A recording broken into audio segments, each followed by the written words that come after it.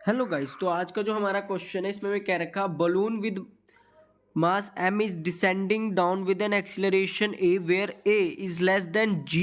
How much mass should be removed from it so that it start moving up with an acceleration a. यानी कि guys same acceleration से ऊपर जाना शुरू कर दे।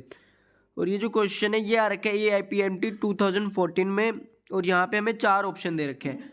तो कि हमें पता है कि जो बलून होगा उस पर ना 2 फोर्सेस लग रही होंगी। एक एफ फोर्स जो कि अपवर्ड डायरेक्शन में लग रही होगी, जो कि इसको बलून को ऊपर की तरफ खींच रही होगी, और एक होगी एम जी की फोर्स जो कि इसके वेट की वजह से होगी और जो इसको डाउनवर्ड डायरेक्शन में लग रही होगी। ठीक है, तो हमें पता है कि इस वक्त बलून नीचे जा रहा है विद ए एक्सीलरेशन से। तो इसका मतलब क्या हुआ कि जो एम जी की फोर्स है वो एफ से ज़्यादा है, तभी जो बलून है वो ए एक्सीलरेशन से नीचे जा रहा है। तो हम लिख देंगे m g minus f is equal to m a, और इसे हम मानेंगे फर्स्ट इक्वेशन। अब हम क्या कंसिडर करेंगे कि हमने ये इस बलून से एम नॉट मास को रिमूव कर दिया है।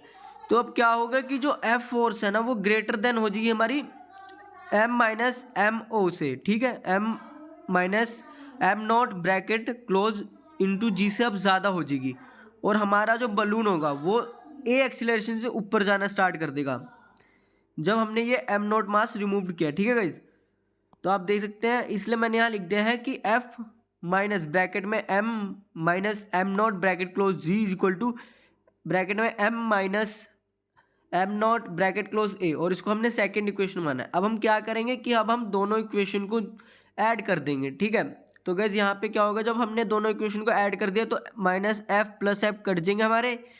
तो जो हमारी नेक्स्ट इक्वेशन आएगी, क्योंकि अब ये ब्रैकेट भी खुलेंगे, तो जब ये ब्रैकेट खुलेंगे तो गैस मैं इसको इस इक्वेशन को ना पूरी को यहाँ सॉल्व कर रहा हूँ।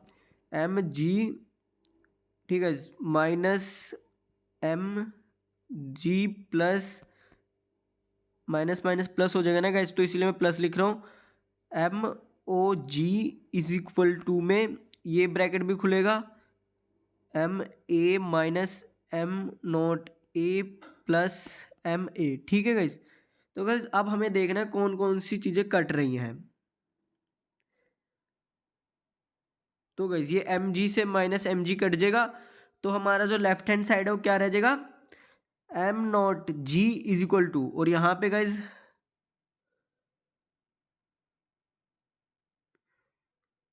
जो हमारा ये एम ए है, ये दोनों एम ए हमारे प्लस हो जाएंगे, इसीलिए हमारा आ जाएगा 2 m a minus M naught a. फिर गाइस क्या होगा कि जो माइनस एम नॉट ए है ये हमारा लेफ्ट हैंड साइड जाएगा तो ये प्लस में कन्वर्ट हो जाएगा। तो इसीलिए आप देख सकते हैं मैंने लिख दिया m naught g plus m naught a is equal to 2 m a. फिर मैंने क्या किया है कि एम नॉट को कॉमन ले लिया है, तो जब मैंने एम नॉट को कॉमन लिया तो हमारा ब्रैकेट में आ जाएगा जी प्लस ए। फिर ये जी प्लस ए क्या होगा कि इस 2 एम ए से ना डिवाइड हो जाएगा, तो हमारा जो एम नॉट आएगा वो आएगा 2 एम ए अपॉन में जी प्लस ए।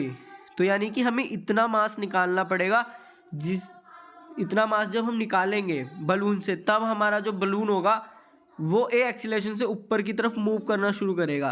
तो इस हिसाब से इस क्वेश्चन के लिए जो सही ऑप्शन होगा वो होगा ऑप्शन नंबर फर्स्ट, ये गाइस। और गाइस अगर आपको कोई डाउट है इस क्वेश्चन में तो आप हमसे कमेंट सेक्शन में पूछ सकते हैं। Thank you guys.